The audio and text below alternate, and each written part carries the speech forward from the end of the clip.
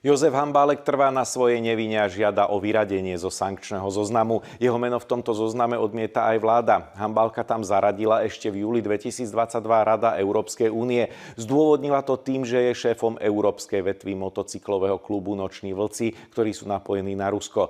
Bezpečnostní analytici pripomínajú, že sa od gangu nedištancoval. Jozef Hambálek poskytol RTVS exkluzívny rozhovor. Jozef Hambálek tvrdí, že väzby na Rusko, pre ktoré sa dostal na sankčný zoznam, nie sú postavené na relevantných dôkazoch. Prišlo mi po dlhom dopytovaní, po 2 mesiacoch z tej Rady Európy, mi došlo 12 dôkazov o mne, prečo som na sankčnom zozname. Tých 12 dôkazov bolo 12 mediálnych článkov a facebookových príspevkov. Žiadne relevantné dôkazy o niečom. Zaradenie na sankčný zoznam považuje bezpečnostný analytik Radovan Bránik za neštandardné opatrenie, no v prípade schvaľovania okupačnej vojny Ruska za opodstatnené.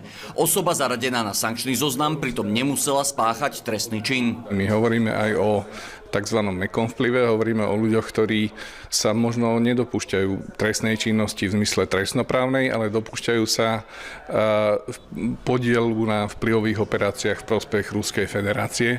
Konec koncov pán Hambálek sa tým ani nejakým spôsobom netajil. Stretáva sa s predstaviteľmi služby vonkajšej rozviedky Ruskej federácie. Európske úrady tiež videli problém v tom, že Jozef Hambálek v obci Dolná Krupa pri Trnave zhromažďoval vojenské vybavenie. Podľa našich informácií už sporná technika v objekte nie je. Existuje spôsob, ako sa odvolať, je možné obrátiť sa na súdy a v prípade, že by preukázal, že mu bolo nejakým spôsobom poškodené, tak má právo žiadať aj odškodné. Reakcia z Európskej únie bola taká, že mi poslali, že ostávam na sankčnom zozname, lebo údajne, opakujem, údajne je tam tá veta, stále tieto veci, ktoré tvrdili, pretrvávajú. To znamená, na objekte, ktoré už nevlastním, ešte pred sankčným zoznamom som ho nevlastnil, a vytváram nejaké cvičenie nejakých ľudí na boj proti Ukrajine, tak predstavte, že niečo nevlastníte, vy tam niečo cvičíte s nejakými tankami, ktoré neexistujú. On hovorí o problémoch, ktoré mal v roku 2017, treba ale povedať, že už v roku 2014 a 2015 prebiehala predsa okupácia a podpora okupácie na východnej Ukrajine. Mal dostatočnú dlhú dobu, aby očistil svoje aktivity napríklad v tejto oblasti. Mohol sa dištancovať vlastne od motorkárskeho klubu Nočných vlkov. Čo ten argument, ktorý teda často zaznieva zo strany napríklad aj predstaviteľov vlády, že vlastne ide ako keby trestanie za názor?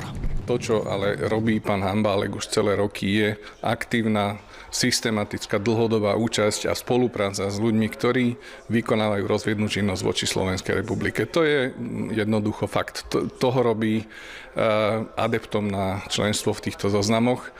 A preto iní ľudia na Slovensku, naozaj veľmi vysoké percento občanov Slovenska má proruské postoje. Je to legitímne, môžeme si o tom myslieť, čo chceme, ale trestaní za to žiadnym spôsobom nie.